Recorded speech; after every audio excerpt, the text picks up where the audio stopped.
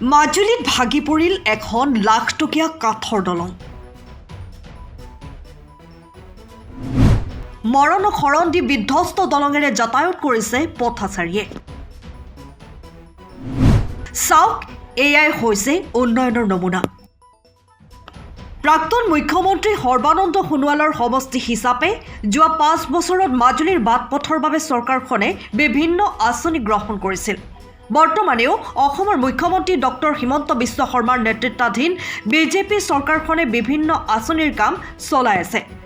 তাৰ পাছতো বিধ্বস্ত দলঙেৰে মৰণ শৰণ দি যাতায়াত অব্যাহত ৰাখিছে এইসকল পথচাৰীয়ে।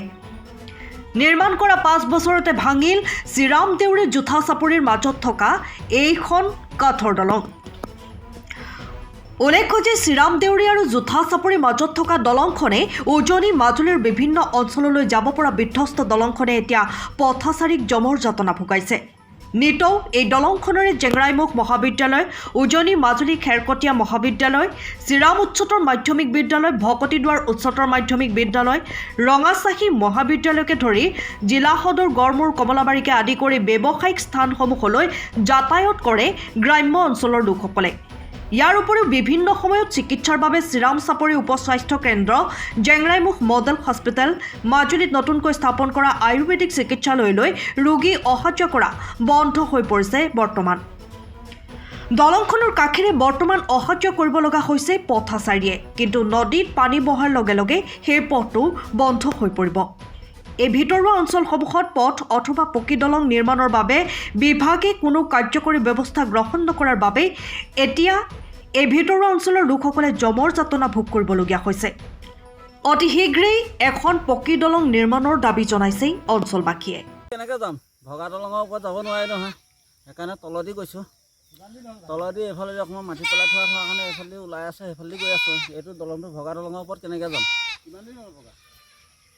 আজি প্ৰায় 3-6 মাহমান হ'ল নেকি। 6 মাহৰ আগতে ভাগিছিলে। বনোৱা মই ইমান তাৰিখটো নাজানিম নহয় এতিয়া। হ'লেও আমাৰ একেলগতে 3খন দলং বনাইছিলে। মৰিখুটি 2খন বনাইছিলে, জোঠা চাপৰি এখন বনাইছিলে, এইখন যিটো মৰিখুটিলৈ সোমাই আহে সেইখন বনাইছিলে। তাৰপৰা এইখন বনাইছিলে, 4খন দলং। 4খন দলঙৰ ভিতৰত এতিয়া পটককৈ এইখনেই ভাগিলে আগতীয়াকৈ। বাকীখনৰ অহা যোৱা কৰি থাকিব পাৰি। হ'লেও ভাগিছে, সেইকেইখনো ভাগিছে। হ'লেও তাত মানুহ ওপৰেদি আহিব পাৰি, কিন্তু এইখনত নোৱাৰি। এই মোৰ ৰাস্তা, এইডোখৰত পানী হৈ গ'লে মই আহিব নোৱাৰোঁ, আকৌ বহুত দূৰ ঘূৰি আহিব লাগিব। এইটোৱে যেনিবা মোৰ মেইন ৰাস্তা। ওচৰতে মেডিকেল আছে, ওচৰলৈ এইটো ৰাস্তা দিয়ে মেডিকেললৈ যাব, বেলেগকৈ ঘূৰি যাবলগীয়া নাই নহয়। এইটো চমু ৰাস্তা দি থাকি যদি আৰু বেলেগ দূৰণি দি ঘূৰি আহিবলগীয়া হয়, এতিয়া আহিব লাগিব। দলংখন বেয়া যে, দলংখনৰ কাৰণে এইফালে পাৰ হ'ব নোৱাৰিলে বেলেগতে ঘূৰি আহিব লাগিবই আৰু।